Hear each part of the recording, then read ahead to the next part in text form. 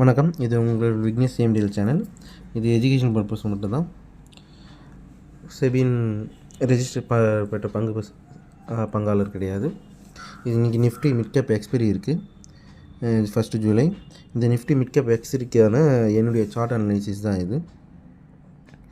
எப்போ இந்த நிஃப்டி மேலே போனோம் அப்படின்னா, இந்த 12,300 ரீடெஸ்ட் பண்ணிவிட்டு மேலே போச்சு அப்படின்னா நீங்கள் மேலே போகிறதுக்கான 363க்கு போகிறதுக்கான ஃபஸ்ட்டு வாய்ப்பு இருக்குது. அதுக்கப்புறமா 12,424 போகிறதுக்கான செகண்ட் வாய்ப்பு இருக்குது.